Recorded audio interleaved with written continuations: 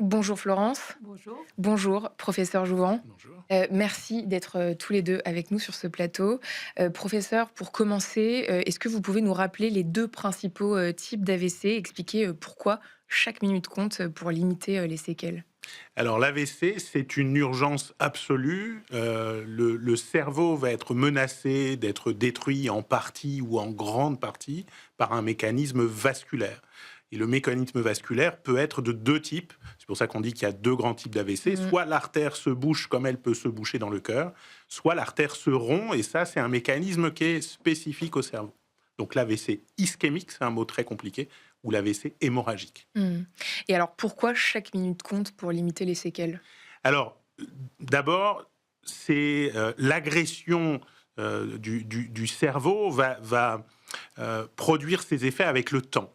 Et c'est vrai surtout lorsque l'artère se bouche, parce que lorsque l'artère se bouche, il y a une partie du cerveau qui est en souffrance et qui n'est pas encore détruite. Et si on lève cette souffrance, c'est-à-dire que si on débouche le tuyau très tôt, on va pouvoir revitaliser d'une certaine manière le tissu cérébral qui est atteint. Et chaque minute compte parce qu'on dit que chaque retard de 1 minute, c'est 2 millions de neurones qui meurent. Mmh. Et alors pour faire, un peu de prévention, quels sont, les signaux, à bien observer? Alors, ça, c'est un peu compliqué parce que l'AVC, c'est plein de symptômes différents en fonction de la région cérébrale touchée. Quand on a un problème cardiaque, on va avoir une douleur dans la poitrine et c'est Mmh. facile à reconnaître. Quand on a un AVC, on peut avoir des choses très simples à reconnaître. Par exemple, si vous avez un côté du corps qui bouge pas, Oui. bah ça, si d'un seul coup vous tombez dans la rue et qu'il y a un côté du corps qui bouge pas, c'est assez facile à reconnaître. Une douleur dans le bras aussi, on parle souvent Alors, de ça? la douleur, c'est plus l'infarctus du myocarde parce que Mmh. l'AVC, pour des raisons qu'on ne comprend pas très bien, structurellement, le cerveau n'est pas innervé. Donc, le cerveau Mmh. ne fait pas mal. C'est pour ça Mmh. qu'on peut faire un AVC la nuit, pendant qu'on dort, et on se rencontre le matin au réveil. Donc Mmh. ça, c'est voilà. Ce qu'il faut, c'est savoir reconnaître les signes les plus importants. C'est le Mmh. déficit d'un côté du cœur, d'un Mmh. côté du corps, pardon. Mmh. C'est une asymétrie faciale ou c'est les problèmes de langage. Ce sont les D'accord. principaux signes auxquels il faut s'alerter. Mais on pourra discuter si on a un petit peu le temps Oui, de oui. signes beaucoup plus subtils. Et on peut probablement pas éduquer tout le monde, mais au Mmh. moins que chacun soit sensibilisé que sur ces gros signes, il faut Ouais. pas se poser de questions. Il faut appeler le 15 tout de suite. Et Florent, justement, ces signaux, ils sont encore, trop peu, intégrés par le grand public? Oui, je pense effectivement que le grand public est très sensibilisé à l'infarctus du myocarde parce qu'il y a une douleur. Le problème de l'AVC, c'est que comme c'est indolore, les gens ne savent pas, ils l'ignorent. Mmh. Vous, ça a été votre cas? Vous n'étiez pas sensibilisé? Non, pas du tout. Professeur, la prise en charge, des AVC a beaucoup, évolué. Est-ce que, vous pouvez nous dire où en est aujourd'hui, l'innovation et en quoi, elle change la vie des patients et la rapidité des soins? Alors, peut-être pour parler d'innovation, faut parler un peu d'histoire. Moi, j'ai commencé il n'y a pas si longtemps. Je suis pas non plus un ancêtre, mais je suis pas tout jeune. Mais quand j'ai commencé, il n'y avait pas de traitement de l'AVC. L'AVC, c'était des patients qu'on mettait dans des lits à l'hôpital en leur donnant un peu d'aspirine de temps en temps. Et puis, fin des années 90, début des années 2000, tout a changé où on a eu un médicament qui s'appelle la thrombolyse. C'est une sorte de desktop qu'on met dans les tuyaux bouchés, Mmh. qui va dissoudre le caillot de manière médicale. Et donc, on a accompagné ce nouveau médicament de ce qu'on appelle des unités neurovasculaires, qui sont des unités spécialisées dont l'objectif, c'est d'apporter le traitement le plus tôt possible, à la minute près, Mmh. justement. Et puis après, il y a eu le développement d'autres traitements, et on fait maintenant comme en cardiologie, où on va, en plus du traitement médical, essayer de monter un petit tuyau à l'intérieur même du tuyau bouché pour Mmh. aider à le déboucher. Mmh. Et l'intelligence artificielle et les outils, de diagnostic avancés, se développent rapidement. Est-ce qu'ils sont déjà utilisés, dans la prise en charge des AVC? Alors, ils sont déjà utilisés sur certains domaines très spécifiques parce que on dit souvent que si aujourd'hui vous commandez votre pizza, vous pouvez suivre en temps réel l'endroit où est le livreur. On fait aujourd'hui des choses extrêmement complexes. Dans la santé, c'est difficile parce qu'en Europe et en France plus spécifiquement, on fait très attention aux données de santé pour éviter tous les écueils Mmh. éthiques, etc. Donc il y a beaucoup de barrières au développement à l'intérieur de ces processus de l'intelligence artificielle. Mais par exemple, dans des domaines spécifiques comme la radiologie, quand on fait un scanner, on peut avoir en même temps un certain nombre d'informations qui vont être extraites automatiquement par des algorithmes, par exemple. Mmh. Ça peut Euh, améliorer la prévention? alors, ça peut probablement améliorer la prévention. On peut imaginer que demain, vous ayez une espèce de... alors, je ne veux pas citer de nom, mais de chatbot qui Ouais. permettent soit de se filmer quand on sent qu'il y a un problème, soit Mmh. de dire j'ai ça, est-ce que je dois appeler le 15, Mmh. soit de former les gens de manière un petit peu générale, etc. L'intelligence artificielle, elle va servir au fur et à mesure à harmoniser le parcours et à le rendre plus efficient. On pourra en reparler. Mmh. Ces chatbots justement, les patients que, vous soutenez vous avec, votre association, est-ce que, ils vous parlent justement des bienfaits du numérique, de pouvoir, s'informer à distance? Non, parce que le patient AVC a beaucoup de difficultés quand il a fait son AVC, Mmh. donc il a beaucoup de mal à renouer avec tout ce qui est informatique. Mmh. Florence, la Cour des comptes, et la Haute Autorité de Santé, ont alerté, il me semble que c'était en octobre, sur le fait que seulement la moitié des patients bénéficient d'une unité neurovasculaire et qu'il existe de fortes inégalités territoriales. Est-ce que, vous en mesurez l'impact, sur, les patients, membres de l'association? Alors j'en mesure l'impact parce que je m'occupe de la permanence téléphonique de France AVC Île-de-France Mmh. et que je reçois forcément les appels des familles des patients au moment de la phase aiguë, donc avec toutes les difficultés qu'ils peuvent rencontrer. Mais il y a quand même des prises en charge qui se passent très Mmh. bien. Professeur, dans quelle mesure ça impacte, la profession, vos conditions de travail, ce manque d'unité? Alors, je ne sais pas s'il y a un manque d'unité parce qu'il y a un maillage territorial. La difficulté, c'est d'offrir à tous les gens, indépendamment de là où ils sont, le même accès aux soins. Si vous êtes très très loin d'un territoire parce que vous vivez à la campagne et que le premier hôpital il est à 1 heure et que les secours mettent 1 heure pour arriver jusqu'à vous quand vous les appelez, c'est sûr que c'est un petit peu compliqué. Le chiffre de 50%, il faut le nuancer parce qu'il y a des patients qui ne bénéficieraient pas d'une USINV de toute façon. Un patient qui est... C'est-à-dire que c'est pas toujours nécessaire? vous avez certains patients qui sont grabataires déjà. S'ils font un AVC, le fait d'aller en USINV, c'est pas forcément ce qui est le mieux pour eux. Parce que comment est-ce que ça fonctionne? Bon, ça va être difficile de schématiser, mais grosso modo, ces unités, qu'est-ce qu'elles ont de bien particulier? Alors, c'est des unités dans lesquelles il y a une dotation en personnel et en ressources qui est particulièrement importante. Donc, par exemple, une infirmière en soins intensifs neurovasculaires va s'occuper au maximum de 4 patients. Mmh. Donc, ça va lui permettre de les surveiller de manière très régulière, de mettre en place des traitements, de les adapter le cas échéant, et puis de se délocaliser parce que c'est une situation un peu particulière. Mais le patient qui fait un AVC n'est pas accueilli dans l'unité directement, mais en radiologie le plus souvent, là où on va faire l'imagerie. Donc, Mmh. il faut déjà emmener le personnel de cette unité pour accueillir le malade. Donc, c'est un fonctionnement un petit peu particulier. Mmh. Et c'est ce qui a montré un bénéfice sur la prise en charge des patients.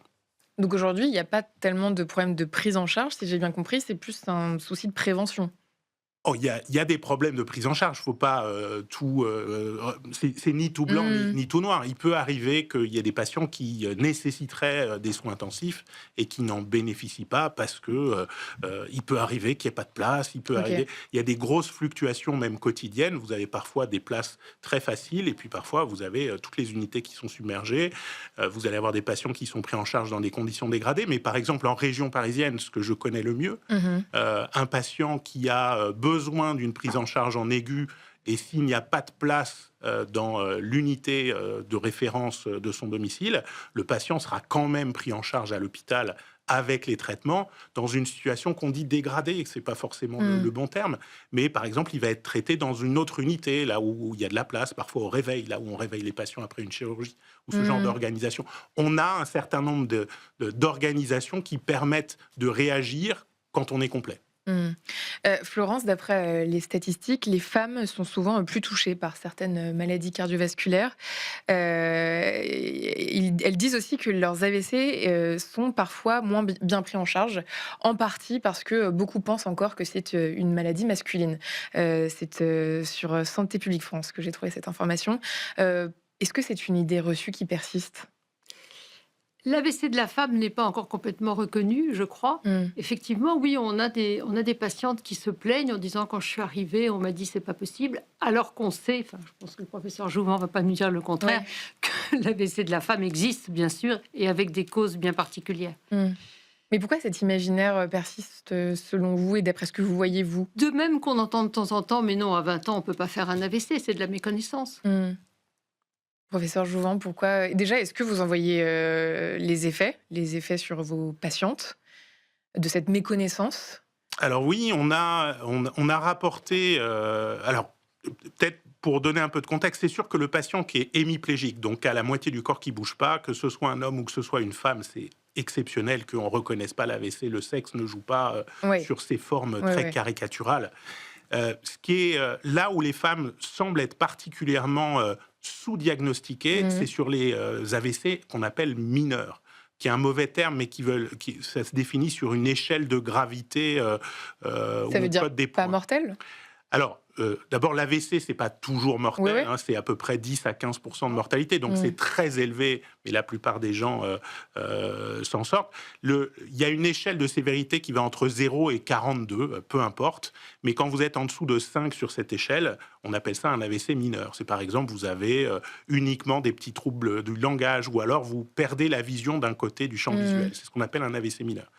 Et ce qu'on a observé, nous, alors qu'on sait qu'épidémiologiquement, il y a plus d'AVC chez les femmes, c'est que ces AVC mineurs en soins intensifs, notamment dans notre unité à nous, à la Lariboisière, c'est uniquement 30% de femmes. Or, elles devraient être plus de 50%. Et du coup, nous, on a une enquête en cours pour Ouais. essayer de comprendre où se passe ça. On pense qu'il y a probablement une sous-représentation des femmes elles-mêmes, c'est-à-dire qu'il est possible que certaines femmes fassent moins attention à leur santé. Alors on dit que les hommes sont douillets, c'est peut-être vrai. Mmh. Il y est possible aussi que dans le système de santé, quand les femmes arrivent à l'hôpital, elles soient moins souvent prises au sérieux que les hommes. On n'en sait rien, mais c'est une des hypothèses qu'on a. Ou Quant que à l'AVC spécifiquement ou de manière générale? alors, moi, je connais l'AVC. Mmh. De manière générale, je ne me prononcerai pas, mais Mmh. On a lu le même truc sur l'infarctus du myocarde. Mmh. Donc, bon. Et puis, peut-être qu'une fois qu'elles sont diagnostiquées, elles sont peut-être moins souvent prises en charge. En tout cas, il y a une vraie, sur les formes mineures, il y a une vraie différence Mmh. et qui fait probablement un impact. Elles sont moins bien prises en charge qu'elles ne le devraient, ça c'est sûr. Une fois que l'AVC est pris en charge, le parcours de rééducation est déterminant. Là aussi, quelles sont les dernières, avancées? Alors, il y a plein d'avancées, mais la rééducation, c'est encore un domaine qui est quand même très manuel aujourd'hui, dans lequel les nouvelles technologies s'impactent de manière progressive, mais c'est vrai qu'il y a une espèce de contraste entre ce qu'on voit dans la rééducation du quotidien, dans les services de rééducation, où c'est essentiellement les personnels accompagnants, soignants qui apportent la plus-value, Mmh. et ce qu'on voit à la télévision quand il y a des exosquelettes qui font remarcher des patients. Mmh. Donc on a l'impression parfois que cette filière-là, elle bénéficie d'inventions incroyables, mais avec retard, parce qu'il faut faire attention. Il y a beaucoup de choses institutionnelles, beaucoup de retard, etc. Mmh. etc. Donc, on a besoin encore de faire passer dans la pratique quotidienne des Mmh. outils qui sont très, très modernes et qu'on a hâte de voir bénéficier aux patients. Mmh. Et Florence, quel rôle est-ce que vous jouez, vous et votre, association, pour accompagner, les patients, les aidants? Alors, nous avons donc cette permanence téléphonique où Mmh. nous accueillons les familles vraiment au moment de la phase aiguë, quand elles sont vraiment sous le choc. Et dans l'association, nous accompagnons les patients et leurs aidants à la sortie de la prise en charge hospitalière pour les aider à lutter contre l'envie de repli sur soi. On n'a pas envie d'aller voir les autres, on n'a pas envie de se montrer. On a des difficultés d'adaptation au rythme de la vie. Enfin, c'est très compliqué la sortie de la prise en charge hospitalière pour le patient. Et donc ça passe par quoi? Ça passe par un soutien, psychologique? Ça passe par des groupes d'échange de paroles Mmh. entre patients, parce que l'échange expérientiel, c'est quelque chose qui fonctionne très bien. Mmh. Pour un patient, d'avoir le témoignage d'un patient qui est à 2 ans, 3 ans de sa sortie, ça lui donne des perspectives et il ne les a peut-être pas en tête. Nous leur proposons aussi des ateliers où nous traitons les sujets propres à l'AVC, comme la fatigue, la spasticité, l'autorééducation, pour aider les C'est quoi patients la sur ce. spasticité? La spasticité, c'est une réponse involontaire. Je vous laisse. C'est une raideur, La c'est définir. juste une Mmh. raideur. C'est une sorte de compensation pour Mmh. le côté déficitaire, où le bras va se mettre en flexion un peu forcée au D'accord. membre supérieur et en extension moins inférieure. Mmh. C'est une raideur. Mais ça peut être la jambe, le pied, donc ça peut être très, très Mmh. handicapant et invalidant pour le patient. Et puis, nous les stimulons à la reprise d'une activité physique. Donc, nous leur proposons 9 activités sportives, on va dire, aussi bien la Zumba que la boxe adaptée. Enfin, tout est possible après l'AVC. Donc, Et voilà. ça, la reprise de l'activité physique après, c'est C'est très essentiel. important. Et puis surtout, il faut garder à l'idée que la rééducation, elle ne s'arrête pas à la sortie du centre de rééducation. Patient AVC un peu volontaire qui va continuer une activité physique, une stimulation cognitive, il va continuer à récupérer des années après. Merci à tous les deux. Restez avec nous, c'est l'heure du scan.